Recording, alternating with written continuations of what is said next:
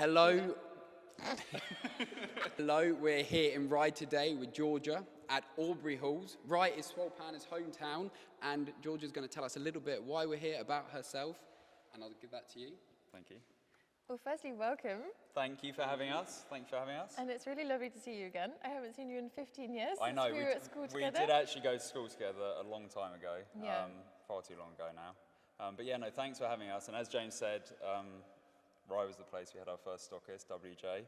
And yeah, it's nice to be here with a local business. And I know this is fairly new, the Aubrey Halls. So do you want to tell us a little bit how you got into classic cars and what Aubrey Halls is about? Exactly. So we only opened the doors to Aubrey Halls about a month ago.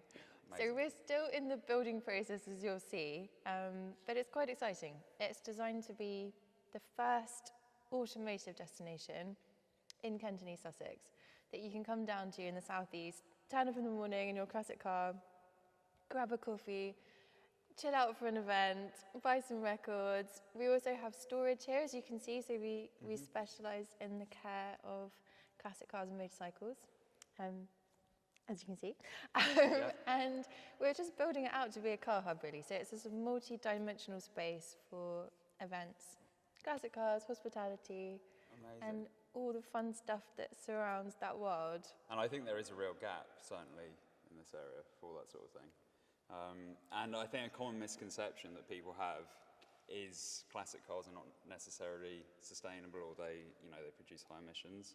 And with the dawn of electric cars, I think that's kind of not true. Is that right in me saying that? I am very anti-electric cars, as you can probably imagine. Yeah. And from my perspective, I know for a fact it costs something like 32 tons of carbon emissions to create one new Polestar, as an example, which is on average what a classic car produces in its entire lifetime. And I'm a very strong believer that the most sustainable thing is a thing that already exists.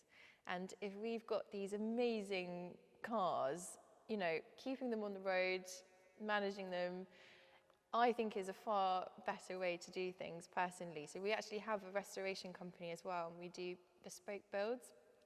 And part of that is inspiring the younger generation to get into classic cars and to make them more usable for that generation. And we're working at the moment with an amazing company called P1. And P1 create sustainable fuels, and they do everything from sustainable race fuels. So at Goodwood last year, all of the WO Bentleys, so these 100-year-old Bentleys, were fueled sustainably, which was incredible. So we're actually working with them at the moment to use their fuels for our cars down here, which is exciting. And I guess also storing the cars in a place like this means that they will be on the road for a much longer period of time. Exactly. Yeah. So we are definitely extending their life and, inspiring a new generation to drive them, hopefully. Thank you. And how did you get into the whole Aubrey automotive business and the hall and everything? So when I was growing up, I didn't have my grandparents. My dad really wanted me to get to know him. So all my bedtime stories were about my granddad, who used to race back in the day. So he raced down at Brooklands, and he used to fly old aircraft. And so growing up, my hero was this old dude with an aviator jacket, like bombing around on a racetrack. It was never Barbies or celebrities. And so when I grew up, that's kind of who I wanted to be. And he was from Rye, actually. So the stockist where you have your socks is where my grandfather used to buy his clothes. Yeah. Because it's one of the oldest stores in Rye. And our first ever retailer. Yeah. I think they have been there since 1924, I believe. So exactly. So my grandfather used to live on West Street. So I've done a little 360 in life, because I grew up around here, went to London for 13 years, came back. But anyway, it's sort of with my family heritage in mind. I had that passion for cars instilled in me from a young age. Obviously, when I was a teenager, I vanished off and did lots of partying, and I completely forgot all these things I grew up with. And it was in my 20s, I was working for a magazine called Tempest, and I sort of built up the motoring department. So we started working with all these amazing brands, so Rolls-Royce, Bentley, Aston Martin, and I was so lucky because I was reviewing all of these cars to write about them. And it was sat behind the wheel of these amazing cars, that I realised that that's where I was happiest, driving out and about, not sat in an office in London. And so I thought, if I can combine that passion that I had from a child, from my family, and also all the things my dad taught me in his workshop, playing around with old cars, and he used to host a local car rally too, with these contacts that I'd, built up in business, I could create a business where I'm genuinely quite happy. That's awesome. So yeah, it was really passion and family, I guess. Oh, amazing. Yeah. And you were saying earlier about sort of the best month you've ever had, or the most exciting month, and you were showing us some stuff over there. What was that again? So I think I've had so many amazing moments, I have to say. I feel very privileged. I'd say my career highlight, if you will, I was very, very honoured, was being asked to organise the Sterling Mosses Memorial. Yeah. Because naturally, one of the most incredible people that ever graced the earth, is like beyond the car industry, just as a human being. And, when I was asked to do that, it was a huge, huge honour. And we booked Westminster Abbey. We had 2,500 people. We had the royal family. We had motorsport royalty, Sir Jackie Stewart, Fangio, everyone you can imagine. And Mercedes-Benz, I spoke to them, very kindly supported the event, and they brought over 722, which was his 1955 Mille Miglia winning car that still to this day holds the record for the Mille Miglia and is also the most valuable car in the world. They actually took it off the wall at the museum in Germany and brought it to our event. Wow. So That's quite incredible. Yeah. So that I'd say, and we had 7 of his most iconic race cars outside the Abbey, and all these people just there to honour him. And the best part about it was receiving every single day an email or a letter from someone that knew him personally saying just how wonderful he was.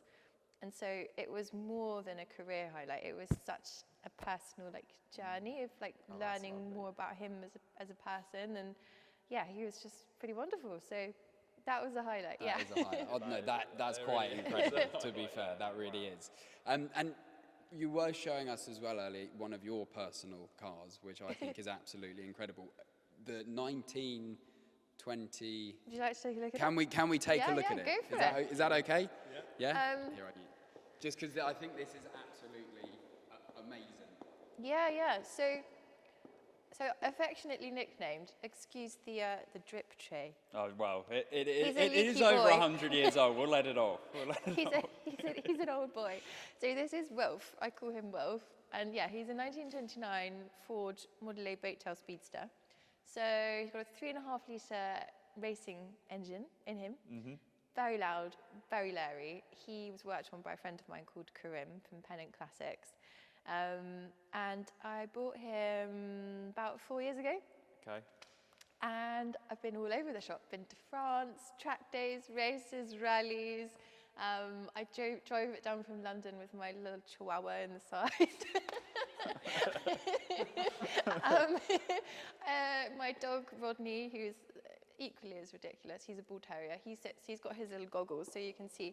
He sits in the mechanic's seat, so the passenger seat is set back. Okay. Like the old school race cars. Yeah. Mechanic seat. So we both have a little pair of goggles each. And we go all over the shop in it. It's really, really great fun. I mean, I've never driven a car of this age. How does it handle? How does it drive? So obviously it's the old gearbox and clutch system. So yeah, okay. So you have to rev match and double declutch when you drive. Mm-hmm. And once you've mastered that, it's fabulous. When you stop crunching gears, then it's fabulous. Amazing. Yeah. And this is just one of several nice cars that you've got here. Yeah. And Georgia was saying earlier that, you're saying that you're storing other people's cars, and that's part of Aubrey Halls. Yeah, so Aubrey Halls, as I said, it's going to be an automotive destination. It's comprised of 3 halls. Mm-hmm. And the hall we're in currently is called the Motoring Hall. Mm-hmm.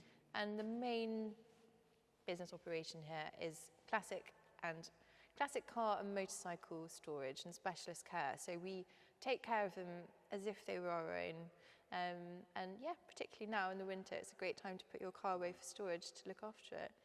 Keep them off the salty roads. Yeah, off the salty roads, away from the bird poo, away from the rain and the humidity. So yeah, it's a good place to put it. Amazing. And so you've got the first, is it an opening event you've got later this month? So on the 21st, you'll have to come down. We're doing our first classic car meet. So we're going to have them once a month, every month. And this is our Christmas one. So we've got the winery next door opening up and doing mulled wine. There'll be non-alcoholic options too. We've got bacon rolls, we've got chocolate from Coco Amore, Mermaid Street Cafe are doing breakfast. We've got all our fabulous local businesses That's that really all nice. Yeah. coming together here, and ground up coffee, which is a fabulous local coffee. Yeah, with stalls and about 60 or so classic cars. So yeah, we'll have to come down. You have to pop down. Yeah. We'll have to pop down. That sounds exciting. Very exciting. Brilliant. Awesome. Well, thank you so much, Georgia, No for worries. having us, and thank you for telling us about your business and all your exciting adventures. Yeah. And it's going to be amazing to see how everything develops here. And Yeah. Can't wait to. Have to get some socks in Yes. in the market hall when it opens. Watch this space. We've got some pretty cool coal socks coming next year. Have you? So, yeah. Well, you'll have to have them here. We can sell some for you. 100%. Yeah. Awesome. No, thank you very much.